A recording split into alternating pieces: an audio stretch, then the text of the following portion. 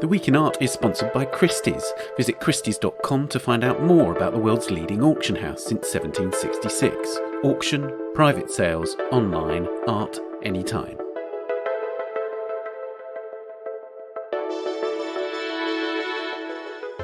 Hello, it's The Week in Art. I'm Ben Luke. This week, contemporary art among the pyramids in Egypt, the new Museum Triennial, and Manet's portrait of the critic and artist Zacharie Astruc.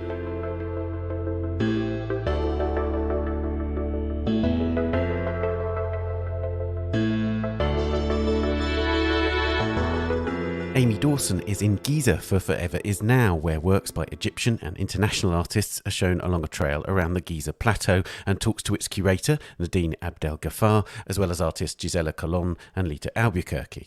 The new museum in New York's latest triennial exhibition, this time called Soft Water, Hard Stone, has just opened, and I talked to Margot Norton and Jamillah James, the two curators behind the show, whose plans were rudely interrupted by the pandemic.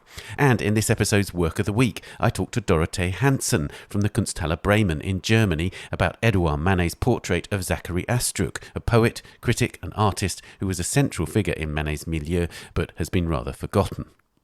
Before all that, a reminder that you can sign up to the Art Newspaper's free daily newsletter for all the latest stories. Go to theartnewspaper.com and the newsletter link is at the top left of the page. Do also subscribe to this podcast wherever you're listening, and if you like what we do, please give us a rating or review on Apple Podcasts. It helps others to find us. Now, for the next 2 weeks, works by 10 contemporary artists will be shown in a sculptural trail among the pyramids in Giza, Egypt, in Forever Is Now. It's organised, along with a host of contemporary shows in downtown Cairo, by Art d'Egypte, a company that aims to promote Egyptian art with annual exhibitions at historic sites. Our deputy digital editor, Aimee Dawson, is in Giza, and she sent this report. As Ben says, I'm in Egypt this week, where a contemporary sculpture exhibition at the pyramids has just opened. There are 10 artists in the show, including Lorenzo Quinn, JR, and Gisela Collon, who I'll be chatting to a little later. All of the artists have created site-specific pieces that respond directly to the 4,500-year-old site. The show has been a huge venture that has taken years to stage since the founder of Art d'Egypte, Nadine Abdel Ghaffar, first came up with the idea.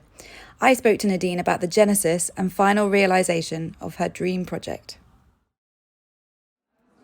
I wondered if you could first start by telling me what the inspiration was for this show.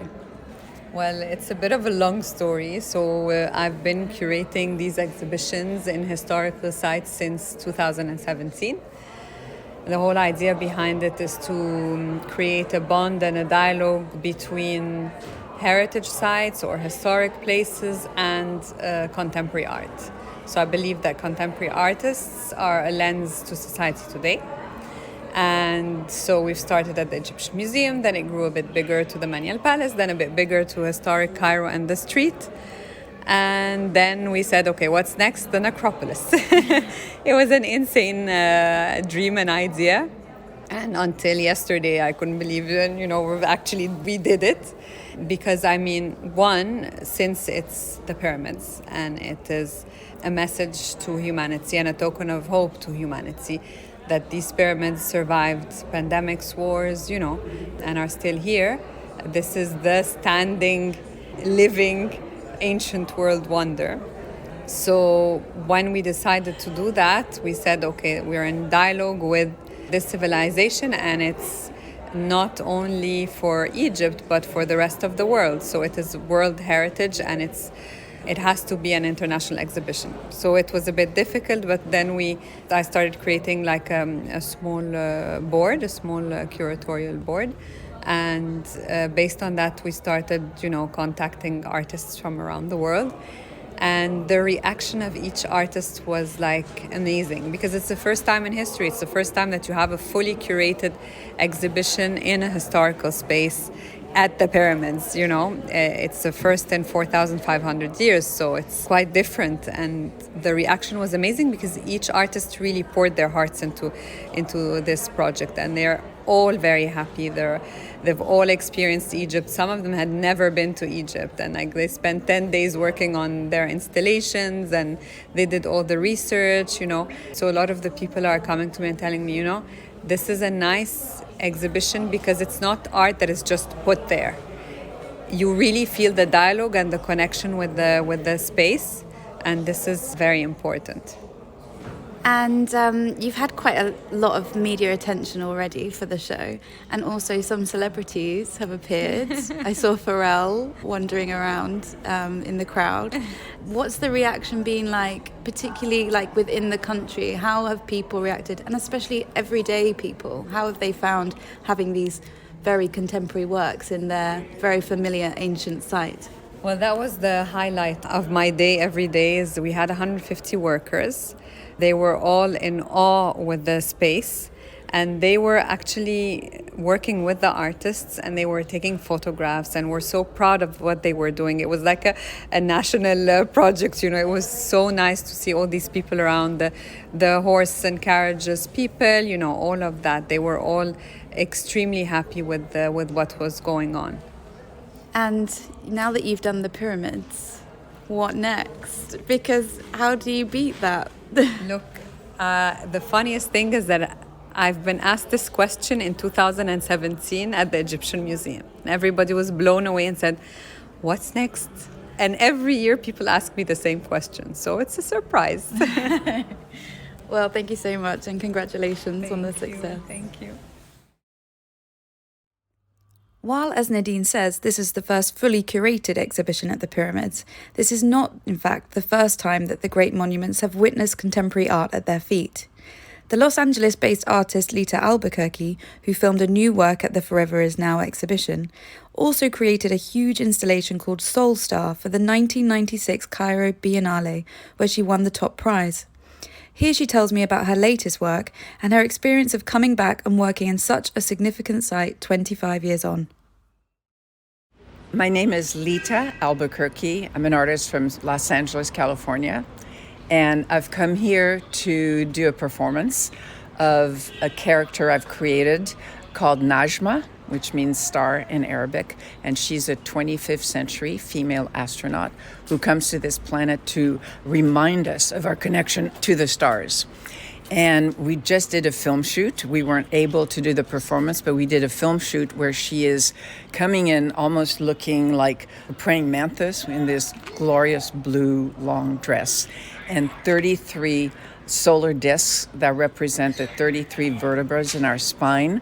But if you think of them as solar discs, they're infused with light, and it helps with the acceleration of consciousness, and that's what she's here to do.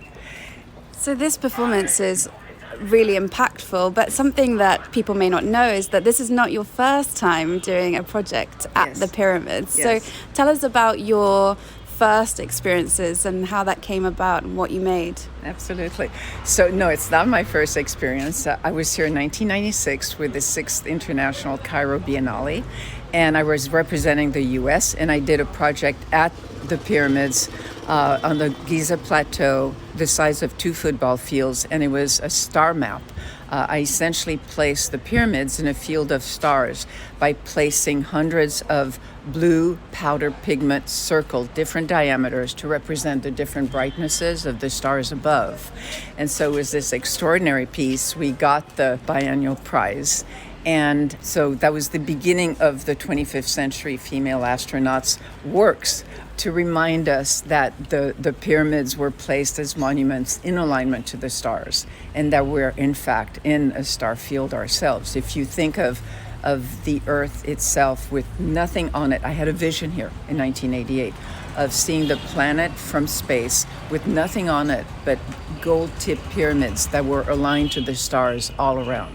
So when you think of it, that's who we are. We are in space. I don't know why we don't really get it, but we're in space surrounded by starlight.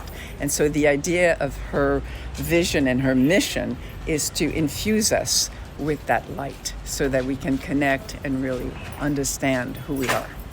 And you've done a number of big, exciting installations, particularly in the region in the Middle East. Yes. Can you explain why that's kind of come about and how your work focuses there?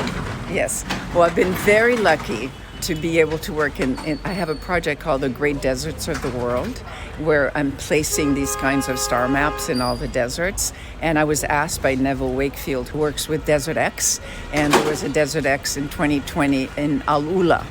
And I was able to do one of my projects, which is of Najma, a sculpture of her sitting on top of a boulder overlooking 2 miles of a star field that she placed, again with blue powdered circles, looking east towards the rising sun. And your background, you obviously live in Los Yes. Angeles now, but can you tell us a little bit about your biography? Absolutely. My work in the Middle East has a lot to do with the fact that my mother's Tunisian and I was raised in Tunisia. My father's from Turkey, lived in Paris all his life. So I was raised in this extraordinary place in Carthage, which is the seat of the Roman Empire. I was raised in a Catholic convent overlooking the Roman ruins, coming from a Jewish background in an Islamic country, being part of this entire amalgamation of ideas, of thoughts that are really all the same in the end.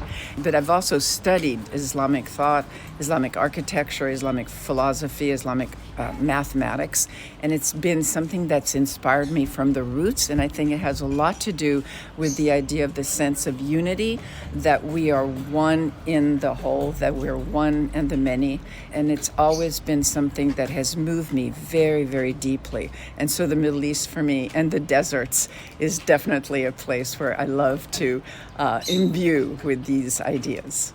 Well, it's incredible that you've been able to return decades later. Yes, I'm Thank you so delighted to be much here. for talking Thank to you. us. Thank you. The exhibition at the pyramids is spread over an enormous area, but the first work you see when you walk into the site's entrance is Gisela Collon's sculpture titled Eternity Now, a shimmering domed piece that sits almost bowing down to the monuments in front of it. I spoke to the artist after she gave a talk about the work at the American University in Cairo, and she shared the inspirations behind the sculpture and how it interacts with its incredible surroundings. First of all, can you describe the piece that you've created for the people, obviously, that haven't quite seen it yet? Yes, I created this gold elliptical dome, which is titled Eternity Now, for the Forever Is Now exhibition at the pyramids in Egypt. And its form is just reminiscent and informed by the ancient Egyptian history and knowledge in the fields of astronomy, cosmology, science, art, architecture, mythology, and even sacred geometry. So its form is supported by a lot of research that I did into these ancient practices. And starting with the color gold, because the color gold is ubiquitous in the Egyptian culture. And it is an indestructible metal, and they considered it to be a divine material. And so it has this sense of the mystical, of transcendence. So of course the sculpture had to be gold. And I developed this very special pigment. It took me a while, but it shifts and it runs all of the gamut of golds. So it starts with like a green gold to a yellow gold to a rose gold, and it becomes this mutable, transformative surface that not only color shifts, but it also reflects the light of the sun outward. And also when the sun is setting, then becomes almost like a mirror object that then symbiotically brings in the surrounding environment. So like at a certain time of the day, you see the pyramids and the Sphinx reflected in the side of the dome. So you have this incredible gold shimmering surface that is a fluid color spectrum. And then the form itself stems from cosmology and astronomy, because the ancient Egyptians actually were leaders in that field, and they studied the stars and they positioned the pyramids aligned with the pole star. And then they also studied the skies to determine the flooding of the Nile, because the flooding of the Nile was very key for them because it brought them sustenance. So depending on how deep the flooding was or how long it was, the silt and the sands and the soil that remained behind would give them good crops or not so good crops. So the skies were their source of inspiration for their daily life. And then also this gold dome basically embodies the form of a setting sun. So in a way, it speaks in semiotics. Semiotics is basically the study of symbols. So when I wanted to convey the sense that somebody who was not in the art world, just visiting the Giza plateau, visiting the pyramids, could look at the sculpture and it could communicate without words. So it becomes like a symbol. So when somebody looks at this gold dome, it looks like a sun setting in the sky. And that is the use of a semiotic language that people of all walks of life can understand the meaning of the sculpture, and it can convey the sense of the future, of the sky, of the energy, and the metaphysical aspects of life. Because the ancient Egyptians basically believed in the afterlife. And this belief that their bodies transcended into the future is what generated the most incredible art and architecture of its time. So I wanted the sculpture to have this sense of transcendence, that it becomes more than its composition, that it transcends the material and it conveys lifelike energy and a sense of the future. So some of your sculptures are more kind of totemic, these big kind of coming out of the ground, very like monumental. And in this form, you've gone for kind of a more low-lying shape. What was it that made that decision for you? Well, let me start with the totemic qualities. My monoliths are also kind of a semiotic language, because the totem in and of itself is this very primal singular form that we see manifested in humanity that goes back eons. So starting with Stonehenge, for example, the pyramids themselves, amulets, talismans, things that people would hold in their hand that were just a singular object, convey this sense of mystery and the mystical aspects of the world. So my totems are very, very much a primal language that communicates that. And then I imbue them with the surface quality that creates a futuristic spin on this primal form. So it's the juxtaposition of the ancient and the futuristic that I love kind of pushing the boundaries of and creating this polarity in my sculptures. So speaking about the Egypt sculpture, it had to be very different than a totemic monolithic form, because the pyramids are so majestic. You cannot compete with the pyramids. Like nothing that I would place there, no matter how tall, can even come close to the majesty and the magnificence of these huge triangular forms. So I thought it has to be completely the opposite of a totem. It has to be something humble, lying lower on the ground, and just that pays a lot of kind of like respect to this legacy.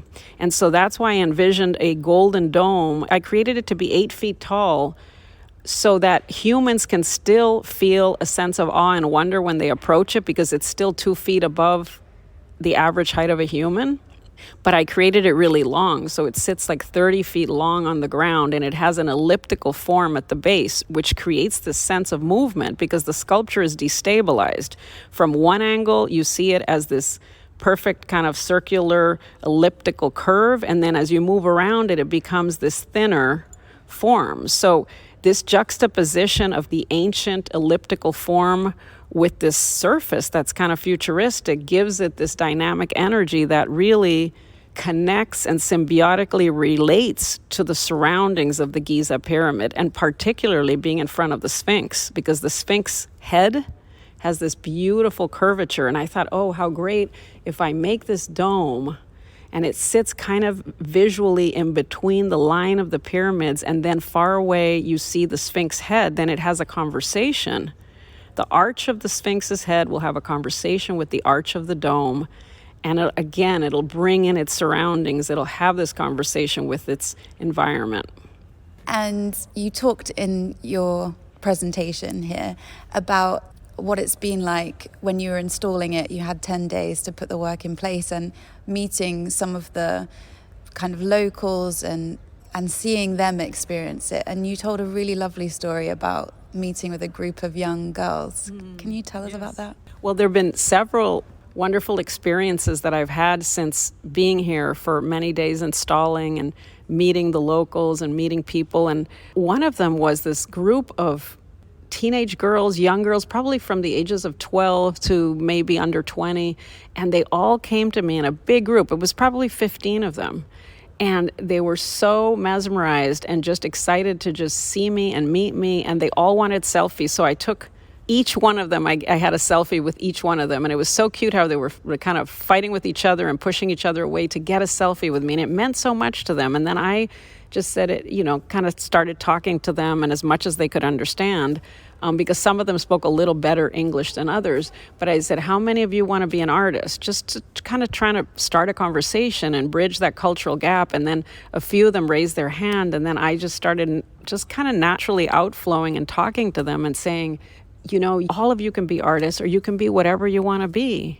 And they got so excited. They understood what I was saying, and their eyes lit up, and I could see the sense of connection. And I thought, this is what art projects like this achieve. They achieve a sense of the human connection with the local environment, with the people who are not in the rarefied art world. Art can really generate change in that way in the minds of young people, in the minds of everybody around, that they've never experienced this before. So it felt meaningful to me to be able to have these experiences with the locals, with the people at the Giza Plateau and in Egypt. It's just been a magnificent opportunity, and I think that doing land art projects like this really can bring about change. And there was another very cute story about a family of dogs, which I loved, that dug under the sculpture. And I wondered about that, and the show's on for another couple of weeks. Are you moderately concerned about how it will stand the test of time in the desert?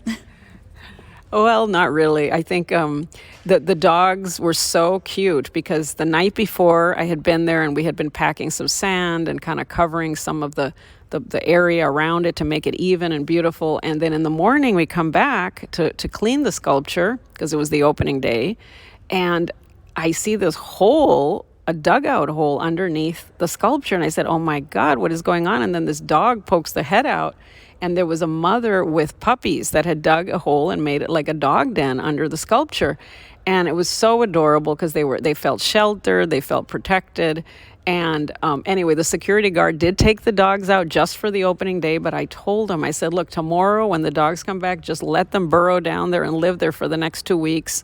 Because, again, it's a sense of connecting to the existing environment. And that's what's great about land art is like everything's unpredictable. And, art is in this kind of wild environment and you just have to see what happens. And the other thing that happened, which I was so surprised, is that ladybugs are attracted to these sculptures. So I experienced that in Frieze, London. There were lots of ladybugs and like insects that were just attracted to the monolith in the park at Regent's Park. But here in Egypt also, I had a bunch of little ladybugs just land, and I thought, oh my God, that's like really good luck. But I loved seeing them just crawling around because they're attracted to the light and that shimmering surface. And it's really beautiful to see even the animal kingdom and the insect kingdom interact with the sculpture. So it sounds like it's reacting well to its environment, and you hinted that perhaps there would be a longer term future for this sculpture in Egypt. I think so. Something's in the works, but I'm going to let Nadine Abdel Ghaffar, the curator, speak to it in the right time and place.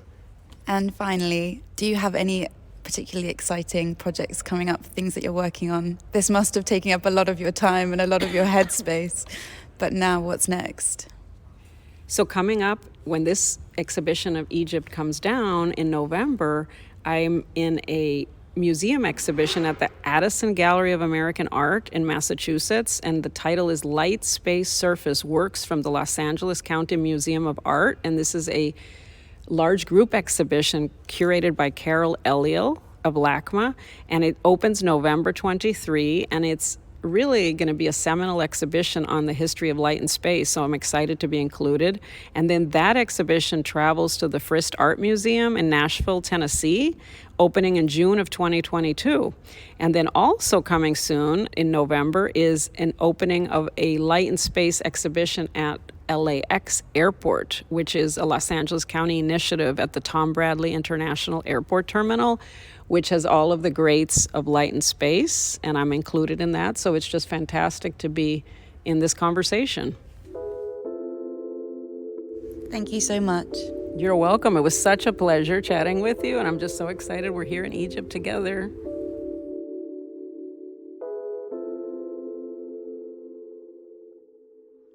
Forever Is Now is in Giza until the 7th of November. Coming up, we talk about the new Museum Triennial in New York and about Édouard Manet's portrait of Zacharie Astruc. But first, here are a few of the top stories on our website this week. Museums around the world are coming under mounting pressure to return or explain the presence of potentially looted Cambodian relics in their collections, some of which may have been obtained by the late Douglas Latchford, the disgraced Bangkok-based art dealer and collector. As Vincent Noss reports, the media consortium working on the Pandora Papers, a cache of 11.8 million leaked offshore data files, reported that prosecutors identified at least 43 relics still held in 10 museums around the world that passed through the hands of Latchford or his associates. The Denver Art Museum intends to return to Cambodia 4 cultural relics originally acquired by Latchford, while the Metropolitan Museum of Art in New York faces scrutiny from the Cambodian government in regard to dozens of Khmer Empire antiquities in its possession. The cultural sector in England will receive £850 million in extra funding, as announced by the UK Chancellor Rishi Sunak in his budget. As Martin Bailey reports, museums including the Victoria and Albert Museum in London, Tate Liverpool and the Imperial War Museum in Duxford will each get a share of £300 million for what the Treasury calls arm's-length body estate maintenance. The 3-year investment will help museums, galleries and cultural hotspots redevelop and refurbish their sites, and it's supplementary to regular annual government subsidies for the UK's 15 national museums. And finally, more than 2,000 artefacts and burial grounds dating back to 700 BCE have been identified on the route of a controversial Mexican railway development. As Gabriela Angeletti writes, the high-speed Maya train line is envisioned to stretch across 1,500 kilometres and connect several archaeological zones in the Yucatan Peninsula, from Palenque to Cancun. The announcement followed years of protests and legal injunctions against the project from local communities, more than 50% of which are indigenous Mayans. Archaeologists unearthed complex stone and clay architecture and mounds, ceramics, ceremonial and burial vessels, and other objects dating from 700 BCE to 850 CE between Palenque and Escárcega. You can read these stories and much more on the website or our apps for iOS and Android, which you'll find on the App Store or Google Play. We'll be back after this.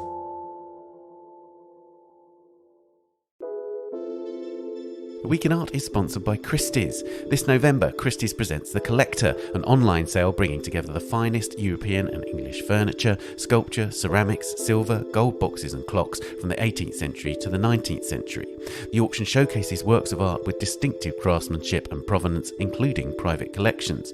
Open for bidding from the 2nd to the 16th of November, this edition of The Collector invites Molly Mahon, a British textile designer and printmaker, to curate vignettes using highlights from the sale, bringing them to life by combining art with her signature fabrics and wallpapers. Wander through a series of joyful spaces in the pre-sale exhibition from the 6th to 10th of November at Christie's King Street. Find out more on christies.com.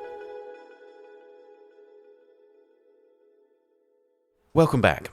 Now, the new museum in New York's 5th Triennial exhibition of contemporary art has just opened. It's called Soft Water, Hard Stone, a title inspired by an old Brazilian proverb, and it features 40 artists and collectives from across the world.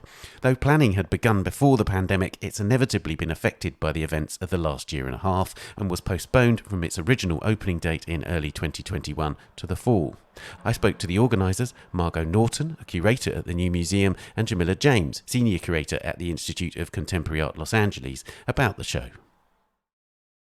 Margot and Jamillah, before we talk about the actual show and its themes and the artists involved, I'd like to talk a bit about the gestation of the show, because obviously you were planning this show before COVID hit. But as both of you detail in your essays in the catalogue, COVID made a big difference inevitably in the planning of the show, right? Margot, do you want to begin?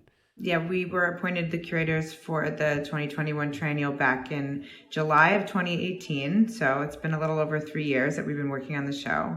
And when we kind of began our research process, it was important for both Jamillah and I to not kind of start with a theme, but rather to let that theme emerge from the conversations with artists along the way. So that first year and a half, Jamillah and I had intense travels, meeting with artists all over the world, getting recommendations from colleagues and colleagues of colleagues and artists and, friends of those artists.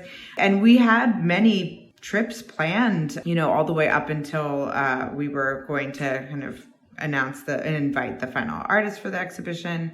And then, of course, when the COVID-19 pandemic hit, that was not possible anymore.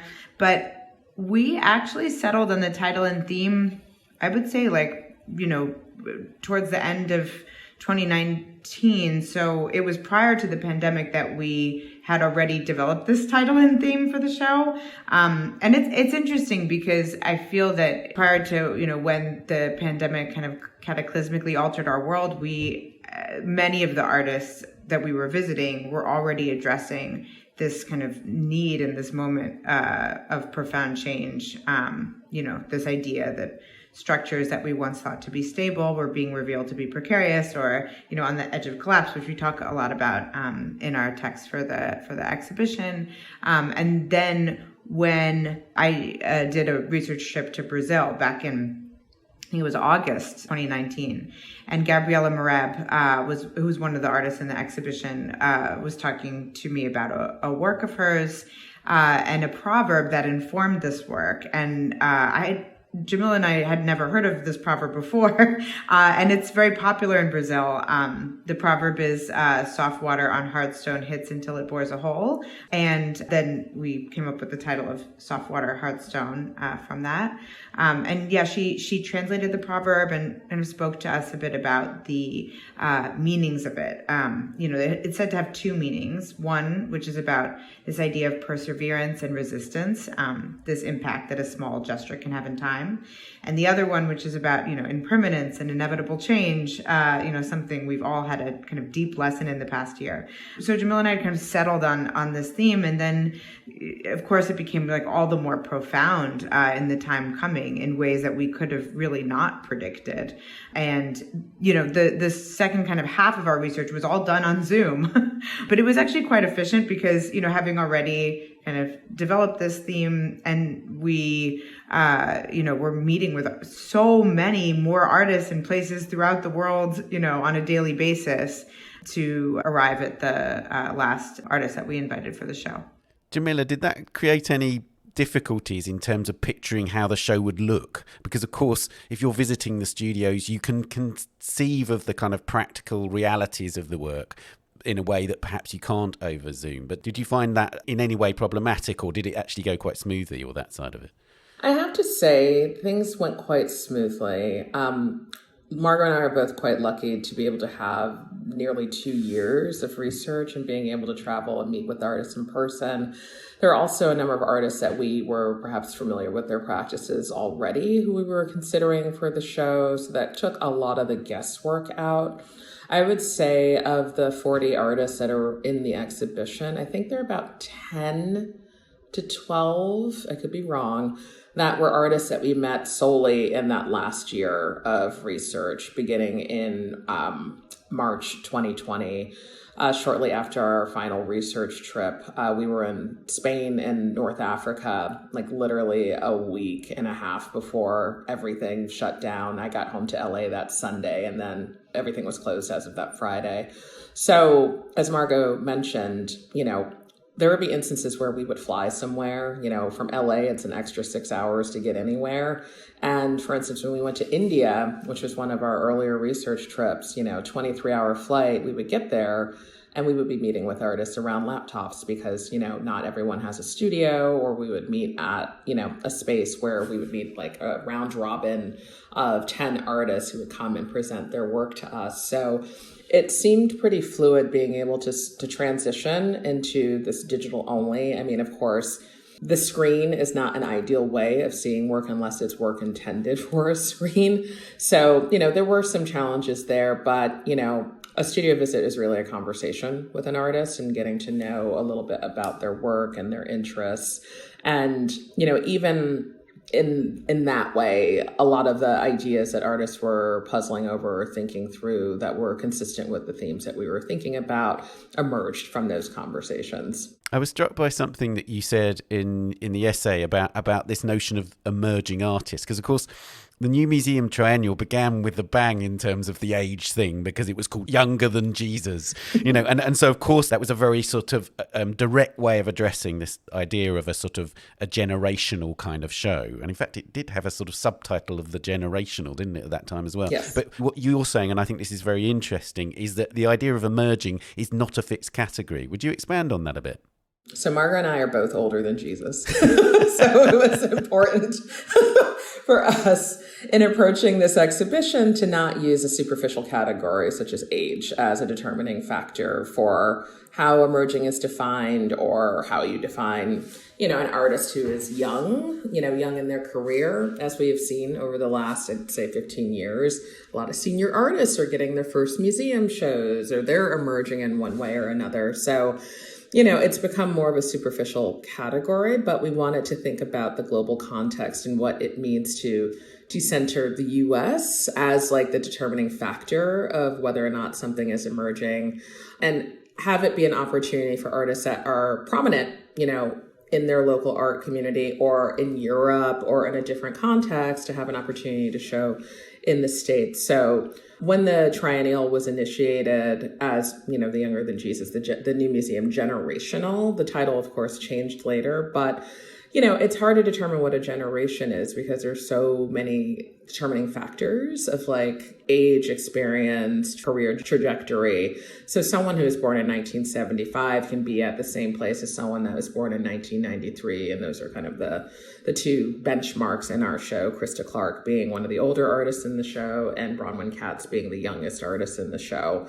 But, as the art world has continued to globalize and expand, we have to also expand our thinking about these categories, be it age, discipline, and the like, and be expansive about that thinking. And it allowed us, a lot of freedom in terms of the types of artists we were able to bring into this exhibition. Margot, the whole discipline, the idea of the means with which and materials with which these artists work, they're crucial to this theme of the show, as well as the kind of subject matter that it conjures, right? Definitely, yeah. There's a real felt materiality to this exhibition, both in a formal sense as well as a conceptual one. I mean, there's almost this radical experimentation that takes place, and in many ways it can almost be a political act, in using materials that can transform over time, destabilize this idea of a static art object.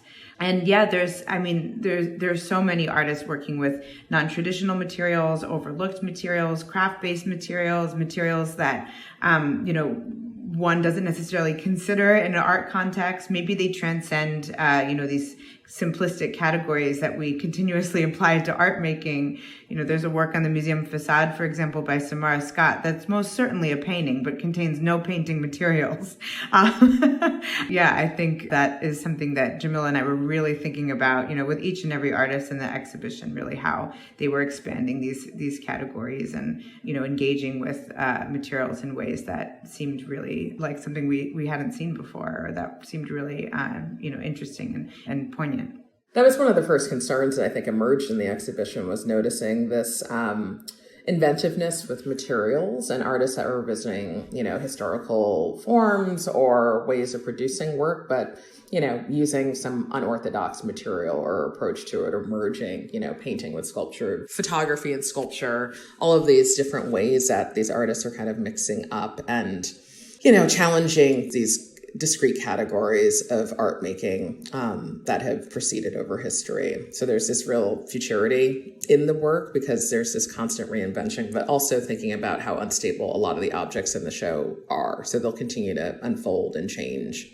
I wondered if, in these countless conversations you've had with artists, were there sort of anchor artists that they were looking at, sort of historic figures or contemporaries, perhaps more senior contemporaries that kept coming up? Were there any artists that seem in a way a kind of emblem of the kind of concerns that many of these artists might have? Margot?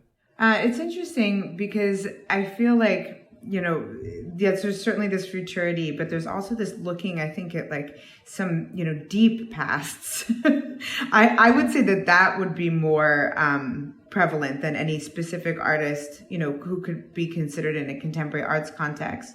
But I do think that, there's certain movements that certainly resonate in the exhibition, the Arte Povera movement, for example, or Monoha, even like I think of the, Studio Z Collective and like Marian Hassinger and, Sengat and Gundi. And there's so many artists that I feel like resonate with this work, but not necessarily that there is a specific artist or movement. I mean, these are things that are happening across the globe in many different contexts in different ways.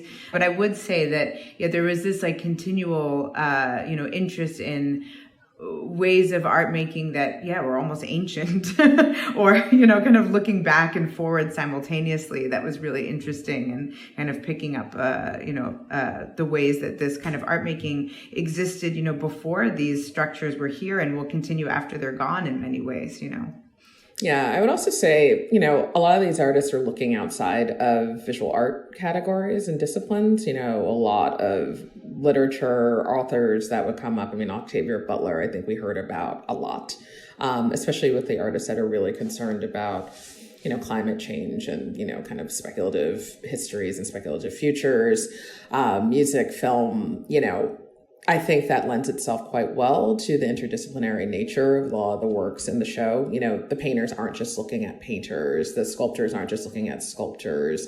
They're looking at everything and anything, which I think enriches the work that they're making. I mean, at the start of your essay, Margot, you begin with quite a grim scene, which is the dark skies over Sao Paulo as you're flying in. And of course, this was caused by the burning of the rainforest.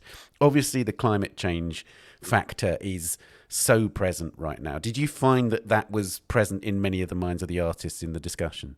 Oh, definitely. Yeah. I mean, there's this real sensitivity, I think, in many of the artworks in the exhibition in terms of, thinking about the natural world, kind of also like our inseparable relationship to it. And that was something that, I think I was thinking a lot about when describing that scene of flying into Sao Paulo and noticing this black sky and not questioning it until I knew that it was from these acres and acres of trees burning. I mean, and the way that you feel that viscerally, I think it's, this idea that we're not necessarily separate from it, but that, it affects us in so many countless ways that, maybe as humans, we feel that we can't picture, but it's actually, so integral. And I do think, that there's many artists in the exhibition that are addressing those ideas of, kind of looking toward nature. I mean, even with the proverb, it's very much about, looking at nature and seeing how it moves, almost kind of celebrating those states of change, but also, that resilient aspect of it too. I'll bring up an example of an artist. I mean, Cynthia Desnaux made these paintings, called As I Lay Dying, which are of these trees that are called witness trees that are, at Civil War battleground sites. So they're trees that have witnessed, the traumas and the horrors of this past in the United States, but, are also, hundreds of years old and are, quite resilient and beautiful. And, but, within that beauty also contain those histories. And I think that, that's an example of one of the artists that's engaging with these themes. But, there are many more. I mean, Amelie Smith's film Clay Theory, for example, is a 3D film, which is looking actually at the kind of similarities between humans and clay, this idea that humans are going to emerge from the ocean, and, these terracotta figures in Cyprus, which are kind of once thought to be alive, and even the DNA of clay has many similarities to the human form. And I think climate change in particular, I mean, is like the one thing that feels so uncertain in this world, and it's a thing that we're all very aware of it. I mean, there's some that would deny it, but, the artists that are in this exhibition are deeply engaged in the ideas of, how the world is changing, what that means for our future and for the future of people after us. And, it points to a larger question of what does it mean to be an artist making work in uncertain times? So climate change is one factor of that. The pandemic, of course, shifted that conversation as well. And also the geopolitical, social political reality that we all live in. So all of these uncertainties kind of collapsing into one, coexisting with each other. These are the contexts in which artists are making work. So there's these different level of engagements, and climate change is certainly one of those touch points. Yeah, indeed. And I wanted to pick up on the fact that lots of the work obviously is made in 2020, 2021. So I'm interested in, even though as you say, you'd kind of come up with a concept, you'd invited quite a lot of the artists pre-COVID and pre-George Floyd's murder. I wondered about how much the works themselves have shifted in the period since, and to what extent the artists are grappling very directly with the events since March 2020. Sure. I think the thing that is, a constant throughout the exhibition is this unwillingness to directly represent. something. I think the work of Amy Lee and Enzo Camacho might be one example of a work that was made after the pandemic, but like has materials that they collected in their homes, like food containers, bags, things like that, during the quarantine when everyone was just like, captive in their homes. And the materials that they used to make the work that's on view was intended for Manifesta, but we're representing it here. That work was made explicitly with materials that were the result of, the daily life during quarantine.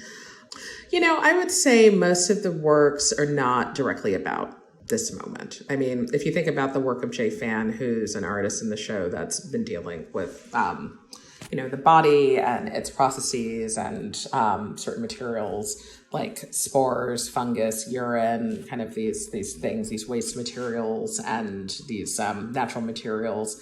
That work, I think, in some way, some abstract way, is dealing with systems, natural systems that we would rather not see or be engaged with. And I think, thinking about the pandemic very closely, that's something, I think, a work that could be extended to think about that moment. But I would say a lot of these works, I think, are not directly engaged with it, but it looms large, I think, throughout the show. Isn't that right, Margot, that effectively what artists are doing is dealing with the things around them. They're responding to a whole range of systems, as you say, and processes and different languages and everything else. And effectively, the audience is bringing all of what's happened in the last 18 months with them to that work, inevitably, right? Oh, certainly. I mean, it's interesting, as Jamillah was talking, I was thinking about this. Yeah, a majority of these works were made for the show.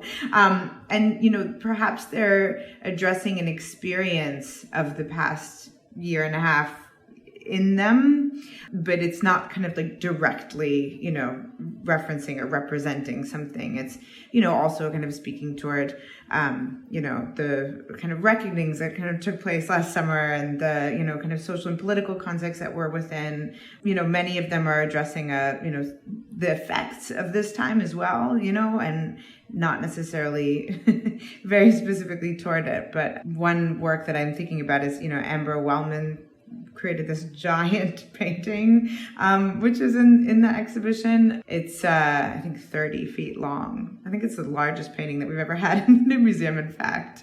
But it's like this, panoramic scene, reminiscent of some kind of large-scale history painting of this kind of like post-apocalyptic beach. And then there's all these scenes of like, love, and there are these kind of like small flowers growing, and, it feels like almost the end of the world, but also the beginning of something, whether that is specifically, addressing the events that have happened or what's to come, or it's just like a moment in time that's like, coming through this work. I think, that's certainly the case with, I think, many of the works, and we'll kind of see, how they become contextualized without necessarily knowing it now. And I'll add one more thing, something that I've been thinking a lot about now that the show is up. You can be deep in something for so many years, and then more reveals itself as the show progresses. But there is this profound sense of absence, I think, in a lot of the works. And like I'm thinking about Janine Frey-Najutli, their beads that are scattered throughout the museum.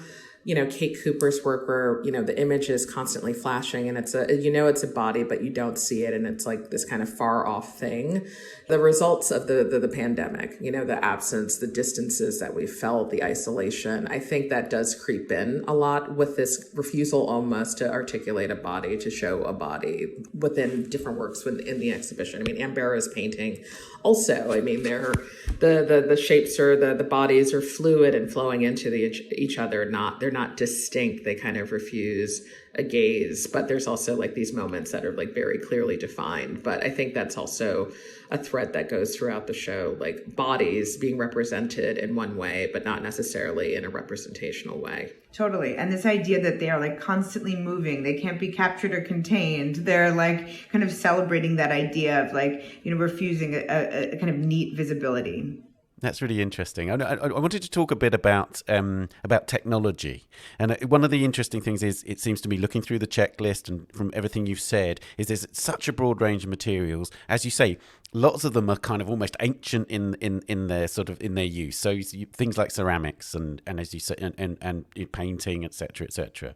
One of the interesting things is, of course, there's this massive conversation going on about technology, which it seems to me is going on a totally different place, and it seems to be like hedge fund people about NFTs, right? So it's kind of this crazy conversation, which is all about the money, but it's what lots of the auction houses are focusing on and all that kind of thing. Do you feel like there's a whole, kind of realm of the art world that's disappeared off in some direction, and there's another part of the art world that's having a completely different conversation? Or do you think could NFTs potentially have been included in your show if it was the right kind of language and the right kind of subject matter? Well, NFTs kind of developed after we had already invited everyone to the show. Like, they became a part of the public discourse well after the fact. So the quick answer to that is no. However, previous triennials have had a lot of technology, new media represented. Lauren Cornell and Ryan Trecarton's exhibition, Gary Carey and Moriari, and Alex Gartenfeld's the most recent triennial.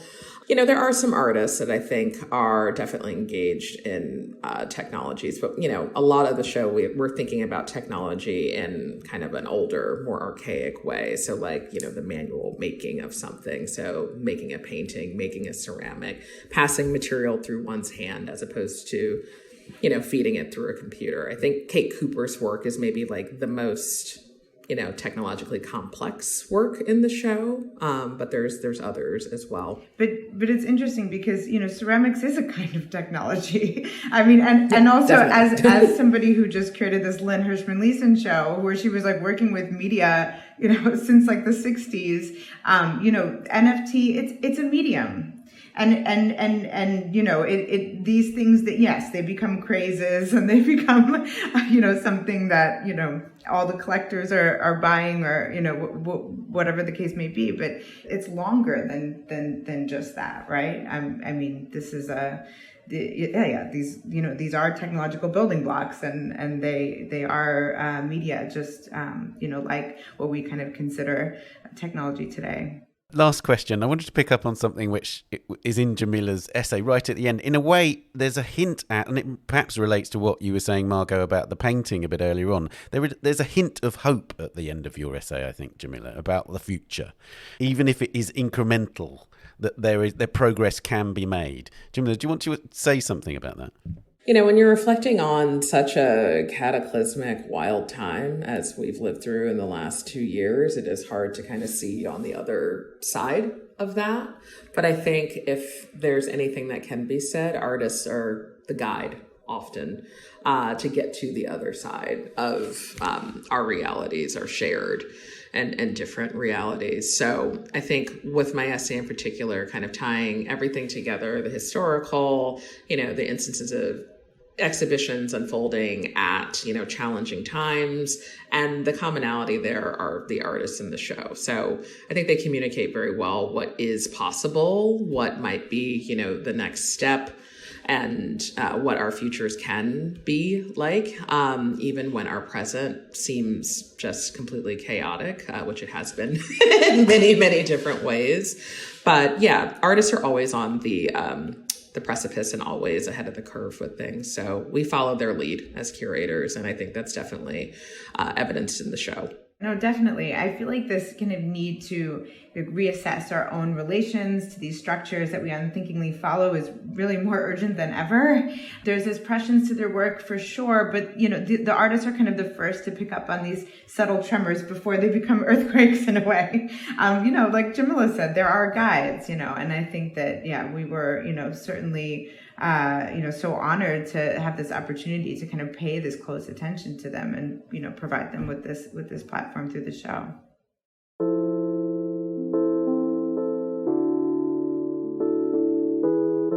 Margot and Jamillah, thank you so much for joining us. Oh, thank you so much. Thank you for having us.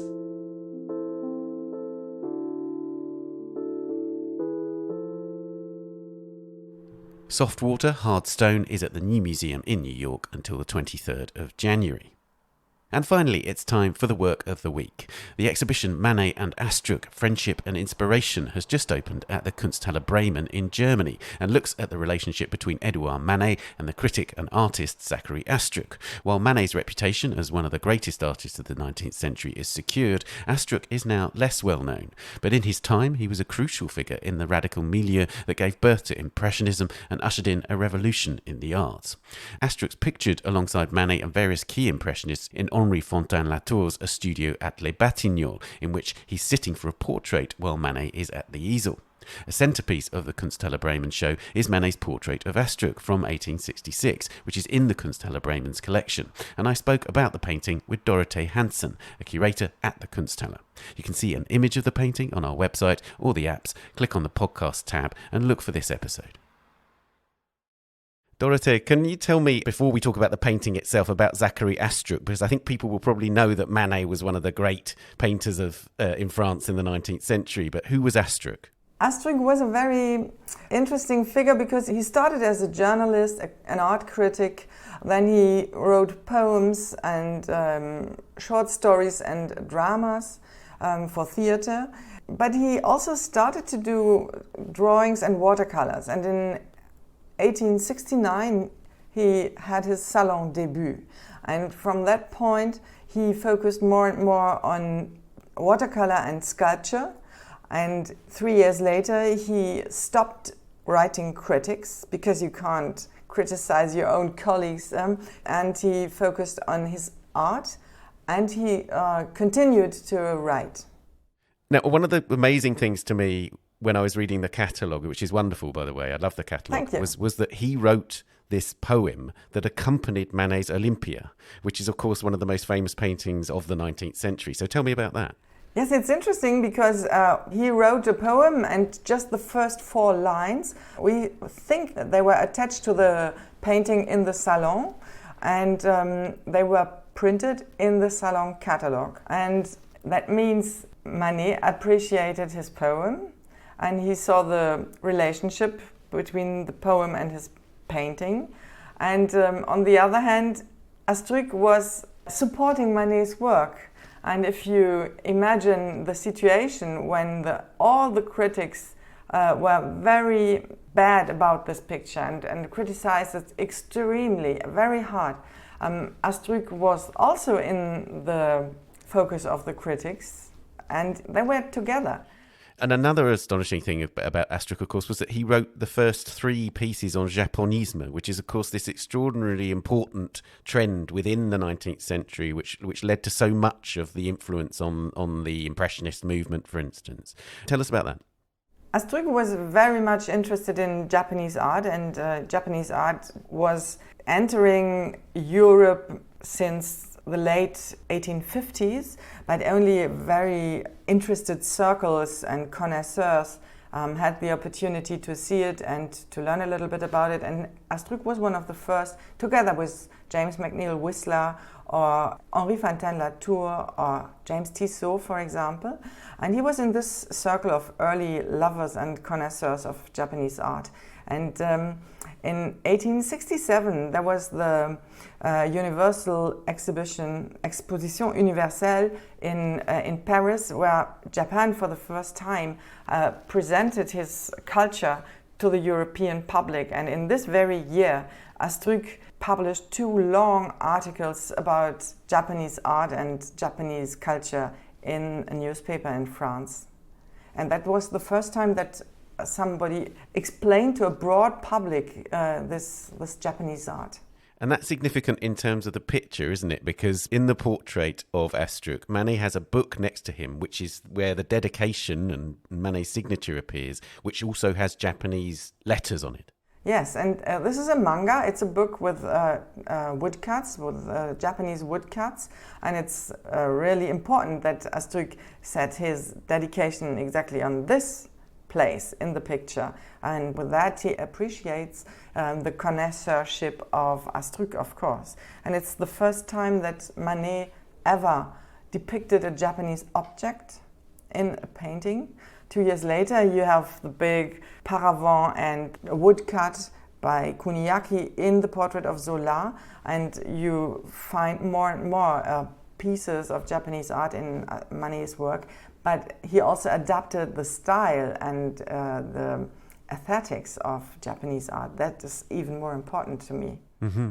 In fact, the whole picture, this portrait of Astruc, teems with art historical references, doesn't it? There are so many art historical references. Yes, absolutely. First of all, the composition refers to Titian, the Venus of Urbino. And the Venus of Urbino was at the same time the composition idea of the Olympia. And Olympia was a common experience between Manet and Astruc. So this is in the portrait. But you also have a still life with books and writing tools, and a lemon, which refers directly to Dutch art of the 17th century.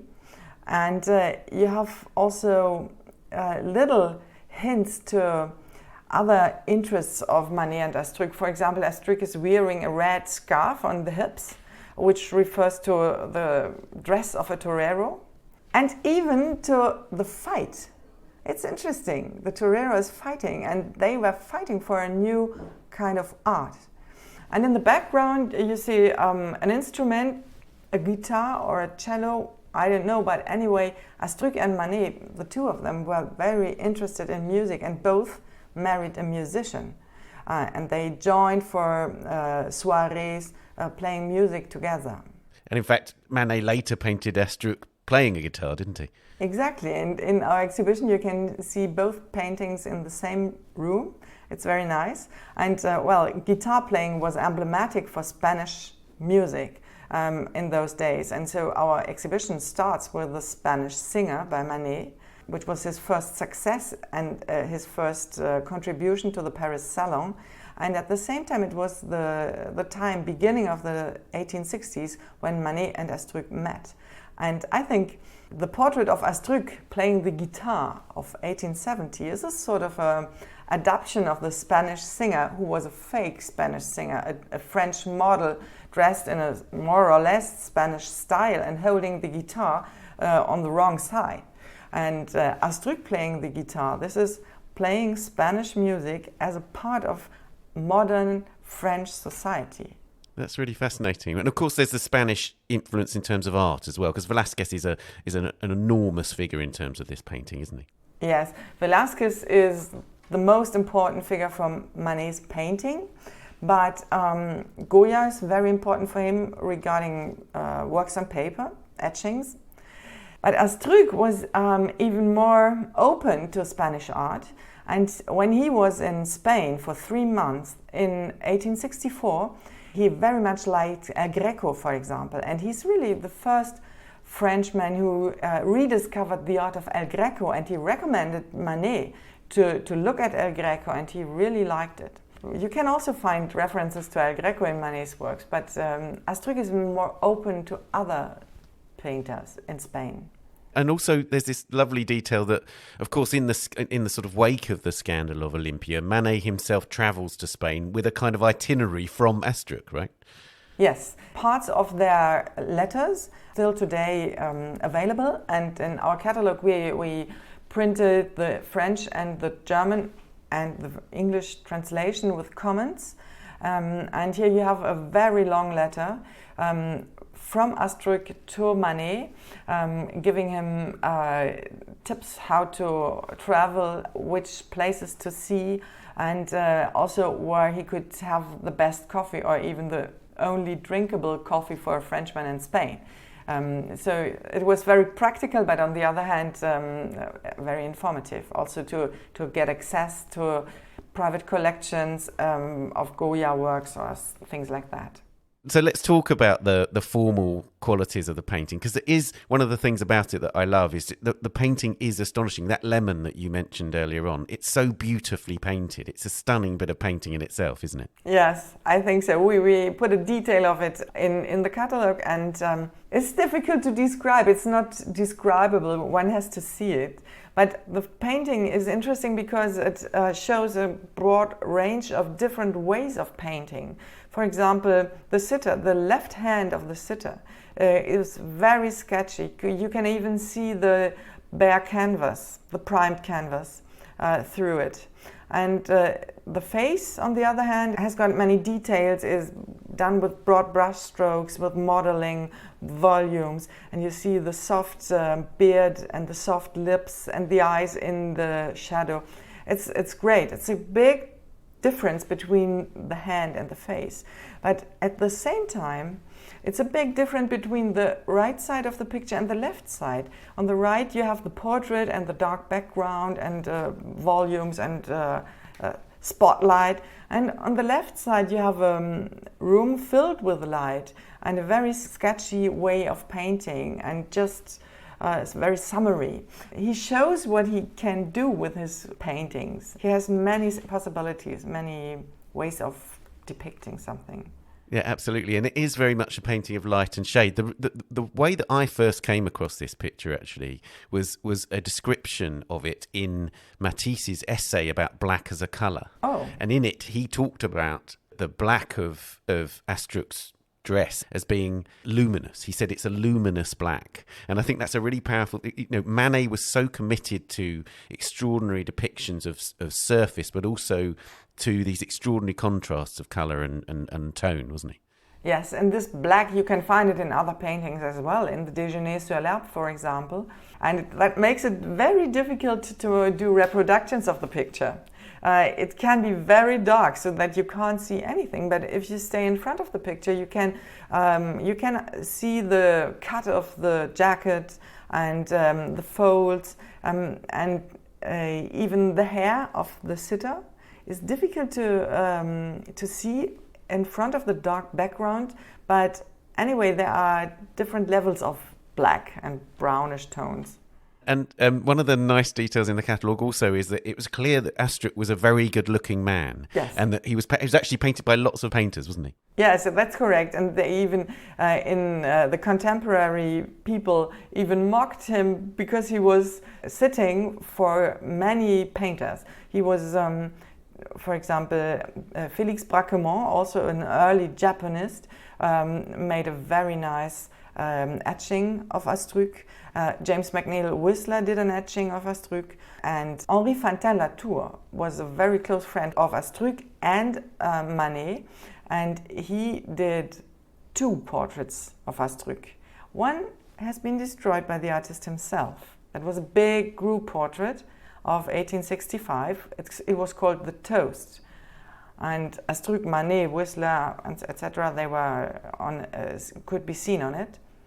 And it's just a speculation, but one could imagine that Astruc would have been also in Fantin-Latour's painting Hommage à Delacroix, the first group portrait. But when he did this picture, Astruc was in Spain for 3 months, so he could not be present. But it could be because they were so close.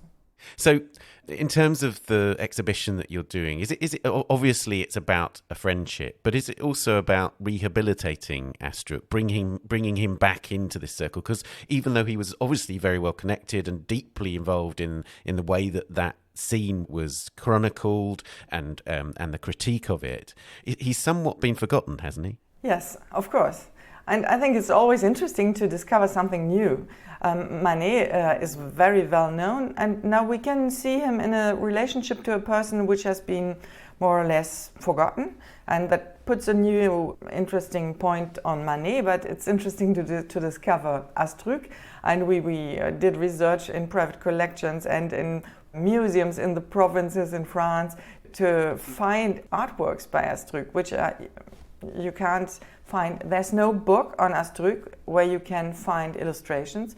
Our catalog is the only one now, and it's interesting, I think, to discover Astruc.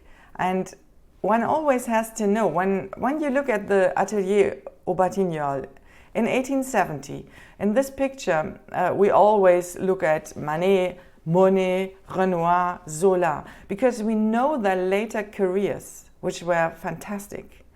And nobody knew so much about Astruc, so he was not interesting. But in this very moment, in 1870, their future was open. They were, all of them, striking and struggling for success. And one has to imagine that we judge the picture from our wisdom of today.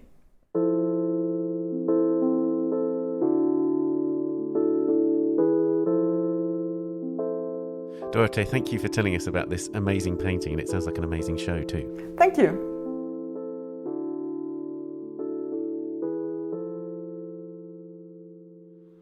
Manet and Astruc, Friendship and Inspiration is at the Kunsthalle Bremen until the 27th of February 2022. And that's all for this episode. Do subscribe to this podcast and our sister podcast, A Brush With. There are new episodes coming next month. We're on Twitter @TanAudio and on Facebook and Instagram, of course. The Week in Art is produced by Julia Michalska, Aimee Dawson and David Clack, and David also does the editing and sound design. Thanks also to Henrietta Bentel and Daniela Hathaway, and to this week's guests, Aimee, Nadine, Gisela and Lita, Jamillah and Margot and Dorothee. See you next week. Bye for now. The Week in Art is sponsored by Christie's. Visit christies.com to find out more about the world's leading auction house since 1766. Auction, private sales, online, art, anytime.